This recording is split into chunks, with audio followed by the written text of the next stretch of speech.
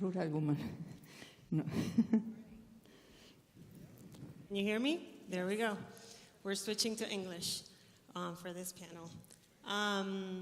First of all, welcome. To those of you who traveled to Argentina to be here, welcome to this beautiful country, which I've been fortunate enough to call home for the past 2 years. It's really a country that surprises you with everything it has to offer, so I hope you get a chance to get out there and explore. While we're here, we're going to be discussing the invisibility of rural women and their role in development. So the idea of this panel is to discuss the importance of the rural woman, yet the precarious and almost invisible conditions in which they live and they work. Undoubtedly, this discussion is going to draw attention to the high levels of informality that exist in the rural sector and how that perpetuates the invisibility of the rural woman.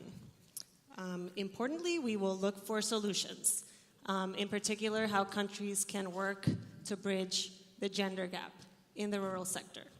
For this, we have an amazing panel here today. We have an impressive group of women with very diverse experiences in the field, in public and private partnerships, in public policy, and in international cooperation. I'll introduce them beginning with the far end. We have Carole Megevant. Carole has more than 20 years of professional experience in international development across various regions in the world. She joined the World Bank in 2002 and is currently the program leader for sustainable development for the Southern Cone, covering Argentina, Paraguay, and Uruguay. At the World Bank, she also acts as diversity and inclusion advisor. She has authored major pieces of analytical work with a specific focus on multi-sectoral solutions to sustainable development. Welcome, Carole. Thank you. Next, we have Maria Noel Baeza.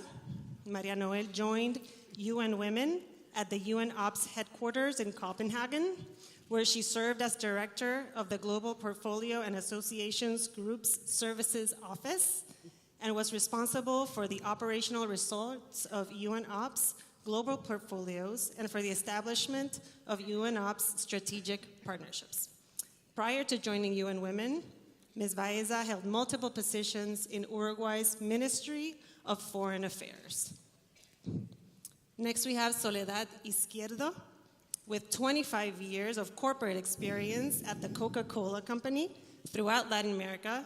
Soledad has held multiple positions in the region in the public affairs, communications, and corporate organizations, among others. She is a passionate and resilient leader, seasoned in public policy, communications, sustainability, and the development of people. She has a strong record on leading successful projects and initiatives through co-creation process among public and private sectors. And last but not least, we have Edith Obschatko. She has a master's in science in agrarian economics and a PhD in economics from the University of Buenos Aires, Argentina. She works as a specialist in agricultural policies at the Inter-American Institute for Cooperation on Agriculture in the office here in Argentina. She coordinates projects and research teams in the agri-food sector. She specializes in the formulation of policy, family farming, and climate change. Okay, so without further ado, we will start with Carole. You have dedicated your career to the management of natural resources in developing countries. From your international experience in the developing world, what are the main barriers for the empowerment of rural women? Thank you. Well, I would like to start by just stating the obvious, the fact that the role of women in the rural area is just huge, but highly invisible, as it's mentioned in the panel. And why is it invisible? Because they're facing huge barriers, and many different barriers that prevent them from fully unlocking their potential and contributing to their development and their empowerment. So I would like to start maybe with one of the most difficult barriers that I've seen in many, many cases, which is the legal barriers, and often also the customary and the religious barriers due to norms that applies to the groups and the communities. And I would like to share with you example of voices and histories I've heard from different women in the different countries that I had the chance to visit. So the first one would be North Cameroon, where I met Afsana, who was a young widow of 30 years old. And since her husband passed away 5 years before I met her, she was trying to get the recognition of the ownership of the land that she used to cultivate with her husband and that she was still cultivating by herself. But she had never managed to get the recognition. So not only not having this recognition was a high level of uncertainty on her because she could be denied any day this right to cultivate the land, but more importantly, that prevented her from accessing finance because most of the time, financial banks would come to her and ask for collateral, and she wouldn't be able to provide the title that would have been the perfect collateral. Not only that, she couldn't formally adhere to the Water User Association and to get a regular flow of water in her land. Why? Again, because she couldn't prove that she has the land title. She was working with her husband and then by herself for years and years on this land, but she had these legal barriers. And with that, she had a huge productivity gap. She could have raised yields much higher, but she had a huge productivity gap because she didn't have access to productive assets, lands, water, and financial support. So the story of Afsana in the North Cameroon, unfortunately, you can find that everywhere in the world. And FAO estimates that because women do not have access to the same productive assets as men, their productivity is about 20 to 30% less than men. And what does it mean? If they were to access at the same level as men, that would mean a huge contribution to production and productivity, and that would lift people out of hunger. About 100 and 150 million people would be out of hunger. So just because of these legal barriers, it's a huge impediment for them to really realize their potential. Maybe another barrier I would like to mention is the infrastructure. It's a huge problem in rural areas. First, because there is a huge lack of infrastructure that is desperately needed by the women because they bear most of the cost of not having access to this infrastructure, be it on energy, on water. And in so many countries, as long as you will have women and girls spending hours and hours collecting water for their family and for their community, that will deprive them for precious time they could be using differently. So lack of infrastructure in most rural areas is a big impediment. But sometimes poor design of infrastructure can also be a barrier. And I will give you an example, again, from Africa, from the Democratic Republic of Congo, where I had a chance to visit groups of women that were participating to a project for rehabilitation and renovation of marketplaces. There was a huge program to rehabilitate those marketplaces to help them to commercialize their products. But somehow they didn't use it, so it was brand new, and they didn't go, and they would stay at the same place they used to stay. And where asked, they say, well, we can't go because the way to go there is not safe. There is no street lighting, and we are afraid to go there, so we won't go there. Second, just silly, they didn't have bathroom. They didn't think about the bathroom. So they had invested a lot on creating these new marketplaces that were just not used by women who were supposed to be the first users. So in many cases, there is not a proper design of the rural infrastructures that are built, and it ends up not being used by the one that should be using them. But I would like to go the extra step. While designing the infrastructure and making sure that women consideration, gender consideration is well integrated in the design, is not just about removing the barriers and making them accessible to women.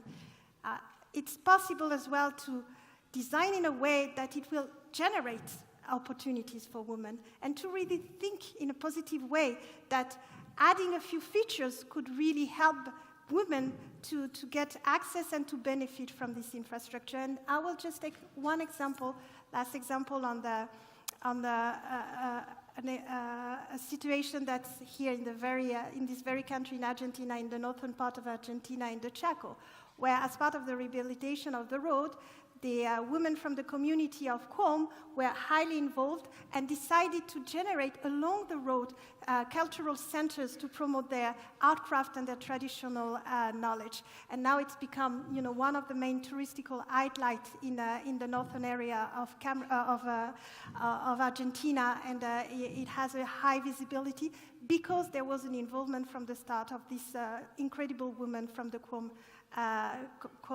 community. There are some other barriers, reproduction, health, education. There are some progress that have been made on the education side, but girls, and particularly girls in the rural areas, are still highly touched by the early drop. And it's a lifelong consequences, because then they are facing huge difficulties to really bloom their potential. I will stop here. Thank you very much. Thank you. I think nothing replaces observations that you can have on the field. So later on, we'll try to cover some of the policy side of your observations. So next, Maria Noel. I understand that the Commission on the Status of Women took place earlier this year at the UN headquarters in New York. Can you share with us the main conclusions of the Commission? Yes, of course. But first of all, I would like to say thank you very much to the government of Argentina for this wonderful event, and to Susana Balbo, who is the chair, but also to President Macri, who has pushed rural women to be considered in the G20 for the first time ever. So this is amazing, because this is really dealing with women that are left behind, that now they have a seat on the table. Perhaps they're going to be seated, really, but they're going to be seated on behalf of the government of Argentina. So as UN Women, we are extremely pleased. And this year, the CSW, the Committee for the Status of Women, that happens every year in New York during 62 years. This was the 62 CSW. And for those who don't know, this is a gathering of women from all walks of life that comes to New York for 2 weeks to really talk about what are the issues that are affecting women. This year we have 20,000 women came from all around the world, and we had all the member states of the UN to approve agreed conclusions. And let me bring 3 of the dimensions of the agreed conclusions. At this stage in age, it's very difficult to get agreed conclusions in the UN, but we managed to get it, thanks to most of the governments that are here represented. It means what we heard before, that this is the century of women. And I think that the men that are sitting there, because mostly they're men, they have the pressure to approve. And 3 of the things that we discussed in the CSW and were approved in the agreed conclusions was the strengthening of the normative, the legal and the policy frameworks for rural women. But it's not only the approval of the law, but the implementation of the policy and, of course, the budget. Because without a budget, we are talking about, we are talking, but we're not acting.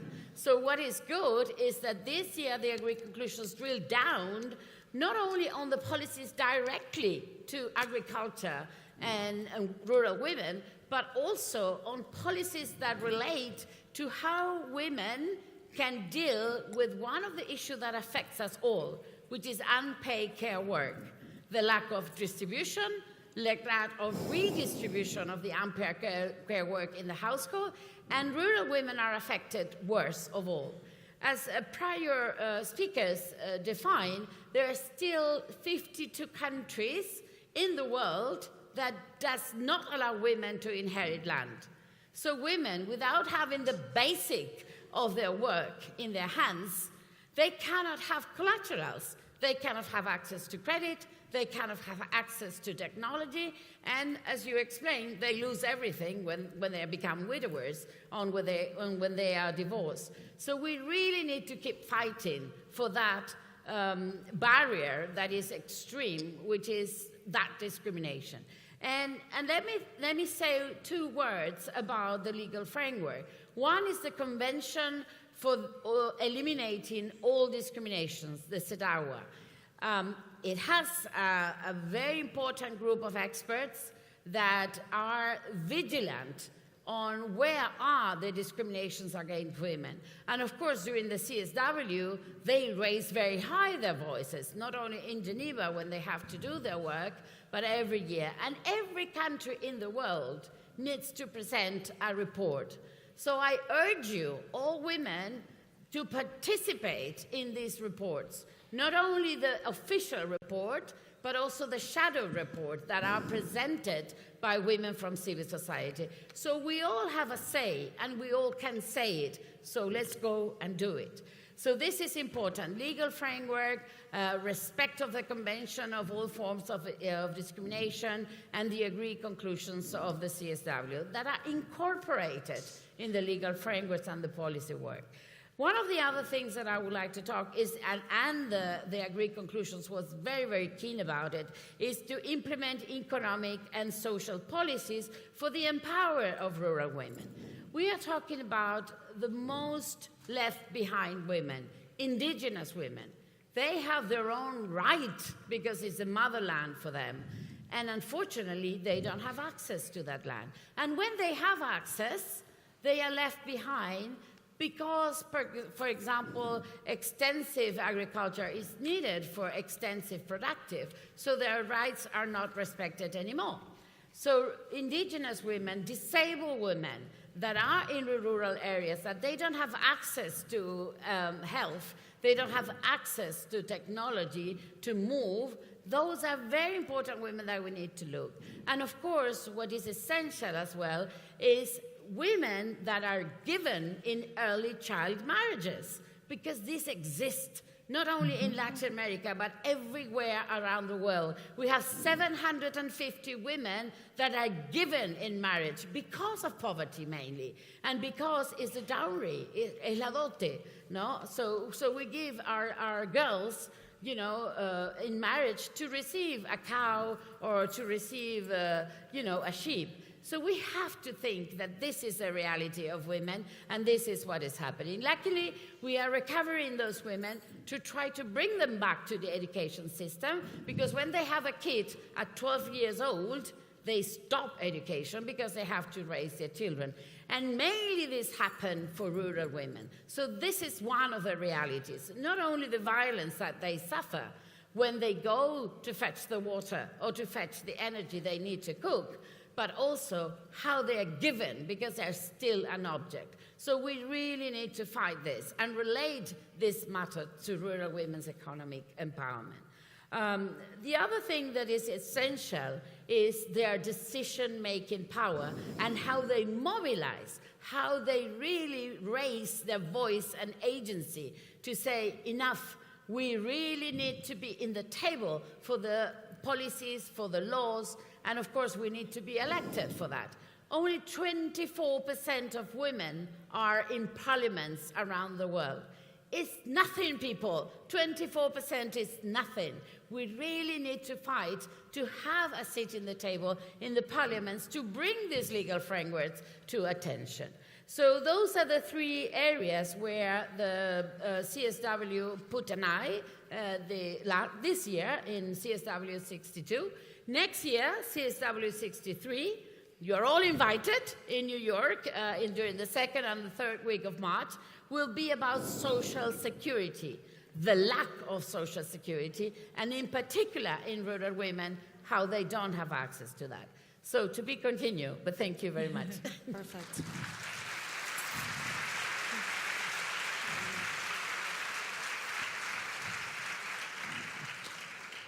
It's an honor to have you share with us all of those conclusions, and I'll take you up on the invitation to go to New York for the number 63.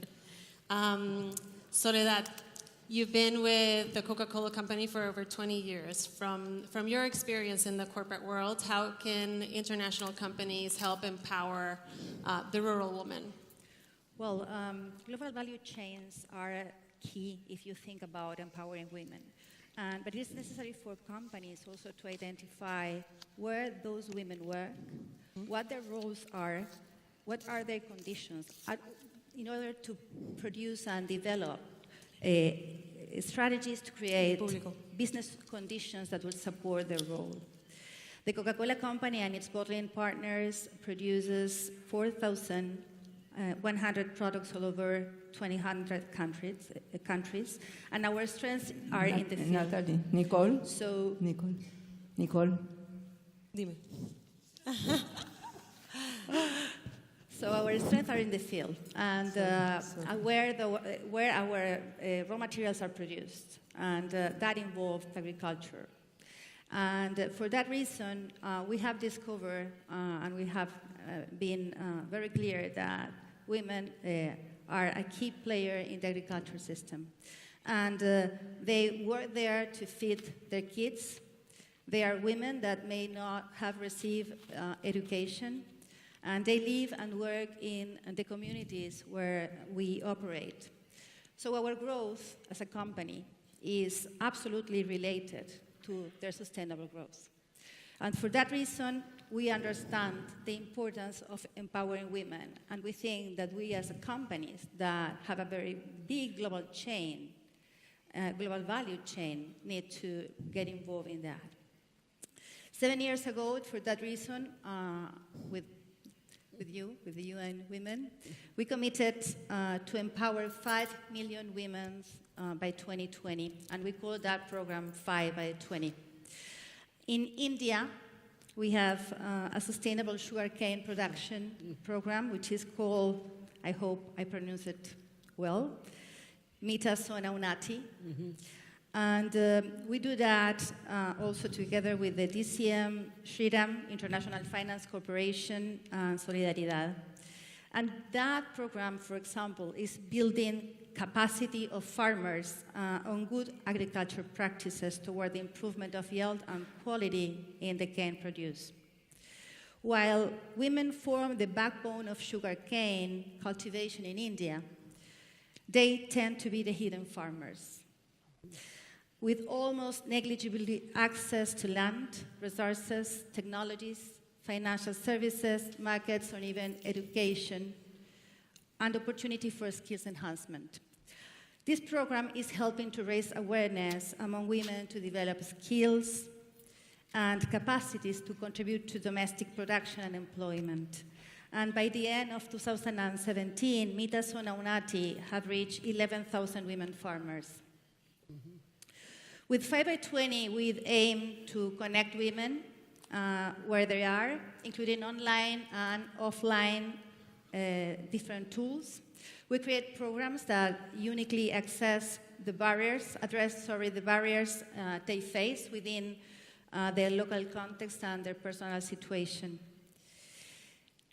And I would like to share a story from Margaret Kungus and Project Nurture. She lives in Sagana, Kenya, and she is widely known like Mama Jerry.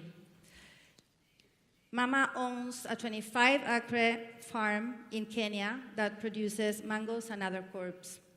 Like many small farmers, Mama and her family have struggled to find a steady supply of buyers who are willing to pay their fair price for their produce.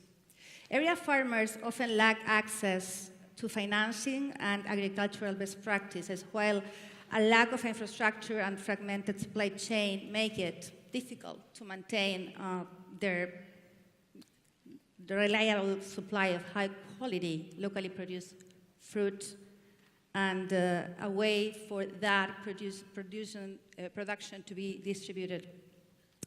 So with Project Nurture, an initiative together with the Bill and Melinda Gates Foundation, TechnoServe, we are trying to develop local sourcing for mango and passion fruits for juices in Kenya and Uganda.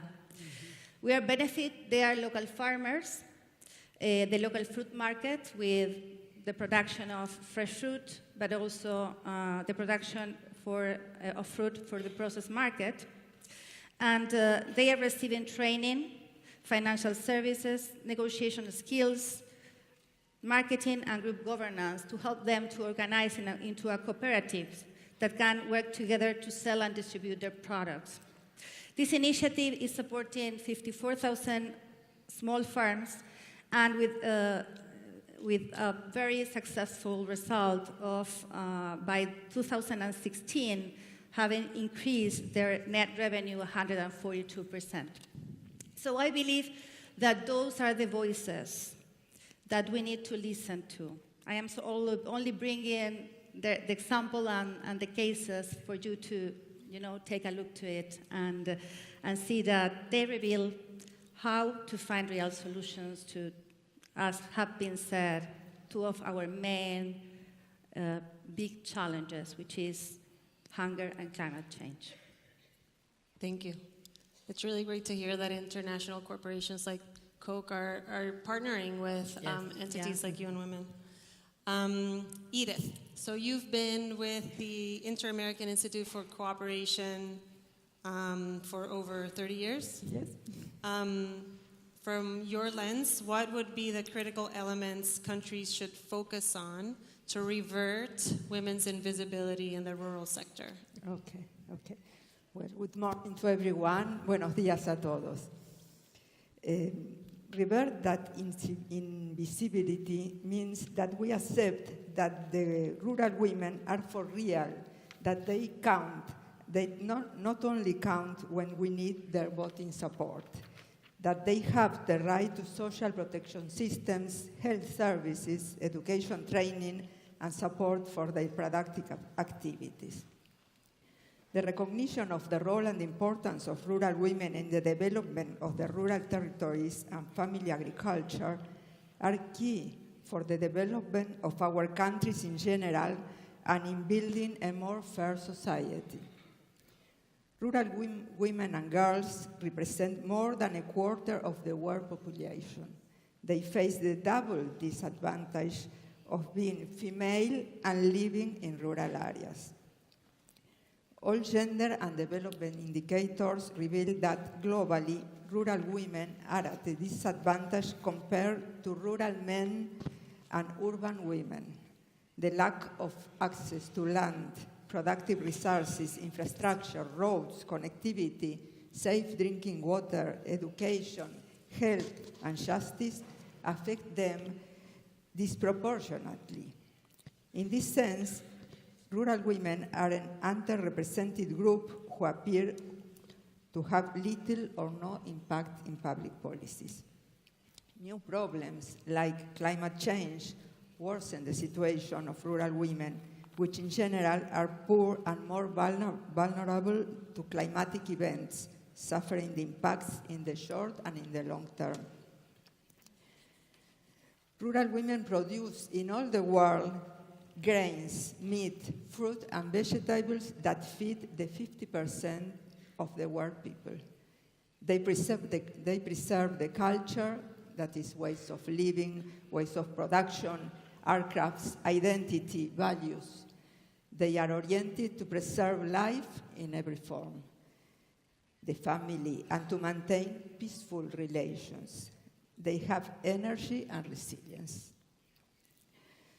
To revert the rural women's invisibility, it's crucial to recognize such importance, their lives conditions, and the discriminations and inequalities that they suffer daily. We need to promote a gender focus in community organization and solid support for policies relating to gender equality at the national, regional, and local levels. Precisely in relation with invisibility, the lack of quantitative and qualitative data on rural women is the officialization of this invisibility. If we don't know who they are, how many they are, and which are their needs, we can let time pass. We don't need to act. We must recognize that we need more qualitative information regarding the perception and vital expectations of the different rural women that exist. We endorse the recommendation 4 of the Roundtable Rural Development of the W20 in Salta in August this year, that is, ensure that statistical systems collect, analyze, and share sex disaggregated data on the situation of rural women to elaborate evidence-based policies to improve their opportunities for development and economic empowerment. It's necessary to reveal the gender gap in rural development, to establish different types of indicators, data to capture rural women's seasonal work, the gender difference in land tenure, property, and of course in instruction level, access, use, and control of infrastructure, financial and digital access, as my colleagues have expressed here. The press and the social media play a tremendous and relevant role in this challenge, and efforts are required to raise awareness in the mass media, organizing and promoting an interest in addressing a topic that has not been considered almost at all. In relation with this, I would like to report to you that trying to fight with the invisibility of rural women, the IICA, our institute, have been doing an effort to show them like they are, with the values and with the richness of their culture. With this purpose, yesterday in the former session of delegates, I was mentioning that we launched a book called Warriors, this book, Warriors, that many of you already have, and that will be also in our webpage. And also with the Vogue magazine, you know Vogue, in Portuguese and also in Spanish, we work together for the mission of a special issue. Maybe you have seen in the tables in the cafe, in which Vogue looks for the richness in the custom of the rural women, giving them visibility that they deserve. We intended to put rural customs in the middle of a top fashion magazine. And that issue is available for you, of course. I wanted only to stress that this is another way that we also find to give face to unknown rural women in the region. Thank you. Thank you.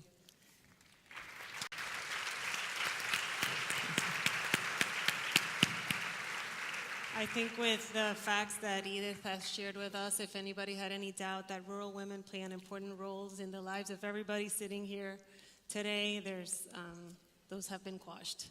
Thank you for that.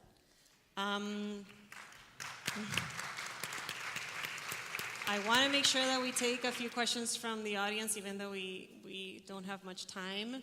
But Carol, somewhere addressed to you, we have a bunch. I think we might have time just for one. And could you explain how to ensure that rural women have an active participation in decision making? I'm assuming, I don't know if this is from the public policy side, so maybe you can answer it through that lens. All right.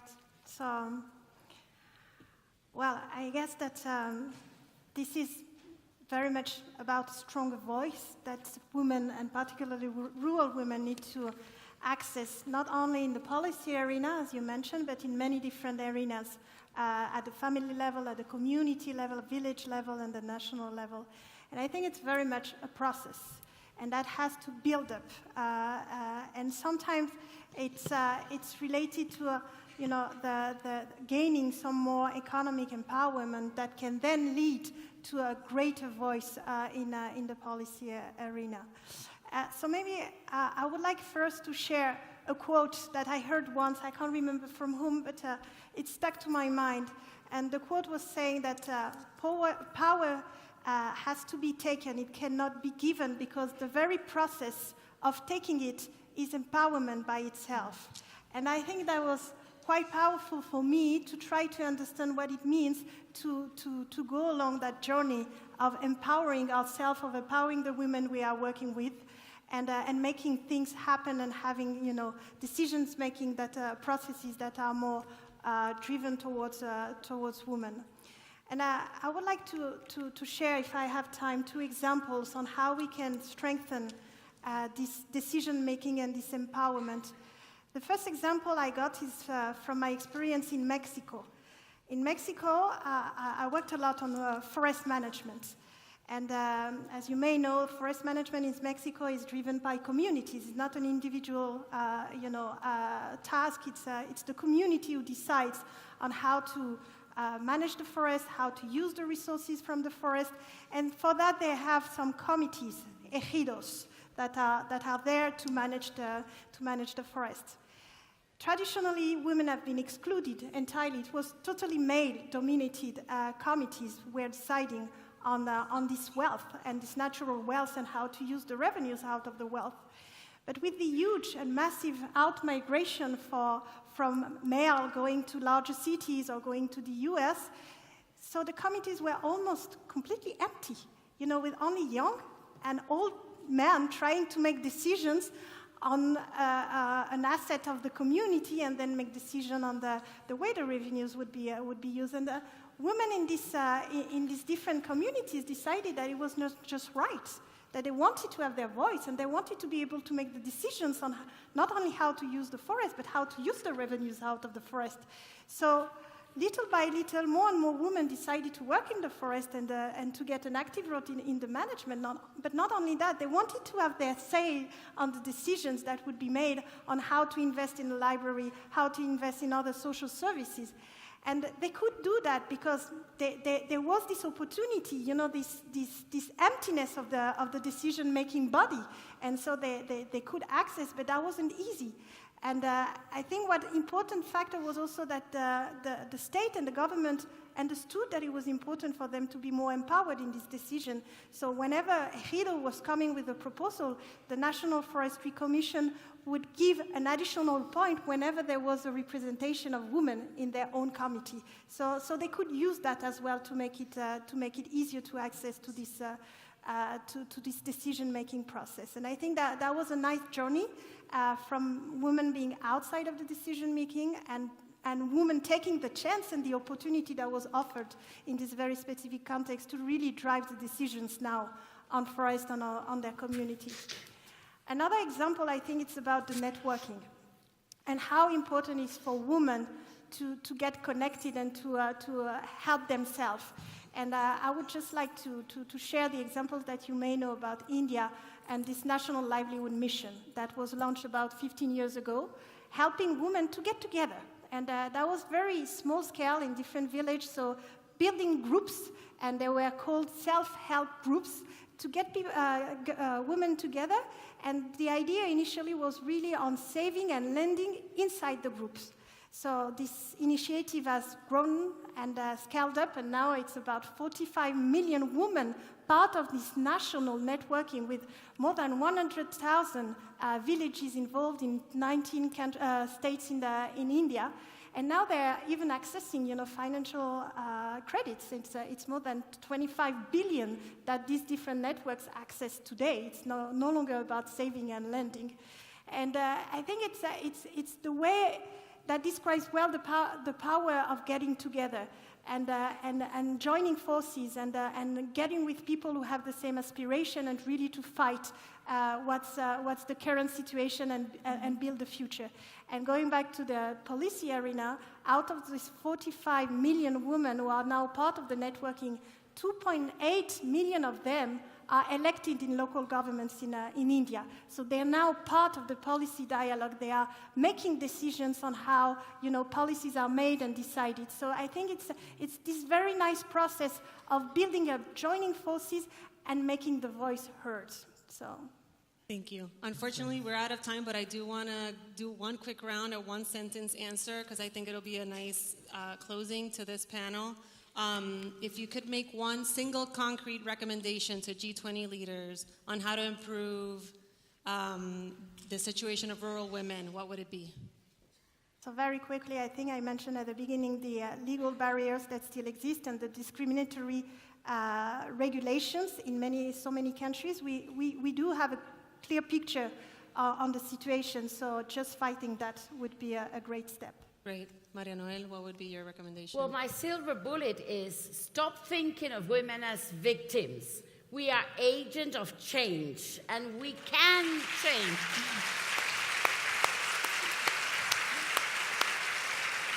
The transformative power that we have is unstoppable. So if they allow us to have access to land, access to finance, access to technology, if we accelerate rural women to use blockchain technology and to use all this modern technology like drones, for example, we will stop being victims of violence. We will stop being a burden, as they call us, and we will be the center of making sure that countries developed and have enough food for everybody in the world to stop hunger, to stop discrimination, to stop violence. So it is critical that we continue thinking this transformative power that we have. Let's go and use it.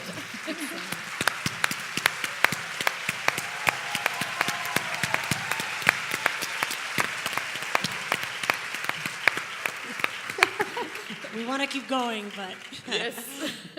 Soledad, what would be your one recommendation to G20 leaders on Just- rural women?